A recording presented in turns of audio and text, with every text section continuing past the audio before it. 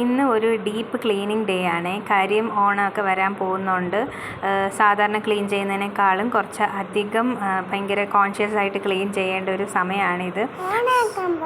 അപ്പോൾ ഞാൻ എൻ്റെ രാവിലത്തെ എല്ലാ കാര്യം എന്ന് വെച്ചാൽ കുക്കിംഗ് എല്ലാം കഴിഞ്ഞിട്ടാണ് ഇത് ചെയ്യുന്നത്. അല്ലെങ്കിൽ പിന്നെ എല്ലാം കൂടി മിക്സായിട്ട് ഭയങ്കര പാടായിട്ട് തോന്നും. ഞാൻ തനിച്ചല്ലേ ചെയ്യുന്ന, ഹസ്ബൻഡും കൂടി ലീവ് ആയതുകൊണ്ട് നമ്മൾ രണ്ടുപേരും കൂടിയാണ് ക്ലീനിങ് പരിപാടീസ് എല്ലാം ചെയ്യണത്. സോ ഫാൻ ക്ലീൻ ചെയ്യുമ്പോൾ പൊതുവെ ഭയങ്കരമായിട്ട് പൊടി ഉണ്ടാവാറുണ്ട്. കാര്യം ഈ ഫ്ലാറ്റ് എന്ന് പറയുന്നത് റോഡിൻ്റെ സൈഡിലാണ്. സോ എത്ര ക്ലീൻ ചെയ്താലും ഭയങ്കരമായിട്ട് ഡസ്റ്റ് വരാറുണ്ട്. കാര്യം ഞാൻ ഈ ഫാനിൻ്റെ സ്പീഡൊന്ന് കുറയും. നമുക്കിങ്ങനെ സ്പീഡ് കുറഞ്ഞതായിട്ടൊക്കെ തോന്നുമല്ലോ ഫുൾ സ്പീഡിലിട്ടാലും. അപ്പോഴേ മനസ്സിലാക്കണം ഇതിനകത്ത് നന്നായിട്ട് ഡസ്റ്റ് കയറിയിട്ടുണ്ടെന്ന്. അപ്പോൾ തന്നെ ഞാൻ ക്ലീൻ ചെയ്യാറുണ്ട്. ഇതെത്രയും ആ ഫാനിനകത്ത് നിന്ന് വന്ന ഡസ്റ്റാണ് കേട്ടോ. അപ്പം അതെല്ലാം ക്ലീൻ ചെയ്തതിന് ശേഷമാണ് ഫ്ലോറെല്ലാം തൂത്ത് പിന്നെയാണ് തുടയ്ക്കൽ എല്ലാം ചെയ്യുന്നത്.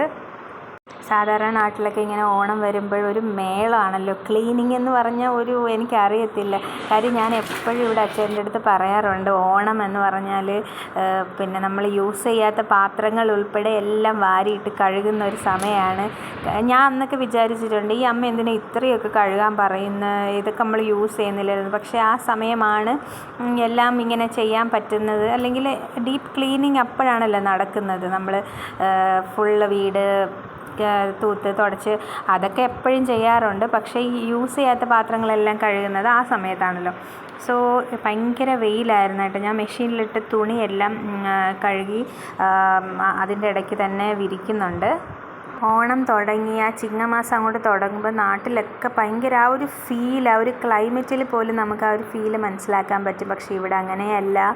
ഇവിടെ അങ്ങനെ ഓണം എന്നൊന്നും ആർക്കും അറിയത്തുപോലും എന്ന് വേണം പറയാൻ. ഇവിടെ ദീപാവലി ഗണേശോത്സവം അങ്ങനെ കുറേ കാര്യങ്ങളുണ്ട് ആഘോഷിക്കാൻ വേണ്ടിയിട്ട്. പക്ഷേ ഓണം എന്ന് പറഞ്ഞാൽ എല്ലാ മലയാളികൾക്കും അതൊരു ഫീലല്ലേ.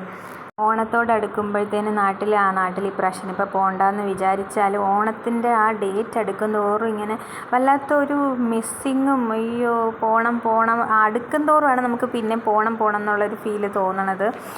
ഓണത്തിൻ്റെ ഷോപ്പിംഗ്, ഓണം വീടൊരുക്കൽ, അത്തം, ഊഞ്ഞാലിടൽ, അങ്ങനെ കുറേ കാര്യങ്ങളുണ്ട്. ഞങ്ങൾ പണ്ട് ഓണത്തിന് കുറേ ദിവസം മുന്നേ ഇങ്ങനെ മാവേലിയിൽ ഞാനും അമ്മയും കൂടി മാവേലി സ്റ്റോറിൽ പോയി ക്യൂ നിന്ന് സാധനങ്ങളൊക്കെ വാങ്ങിക്കുമായിരുന്നു.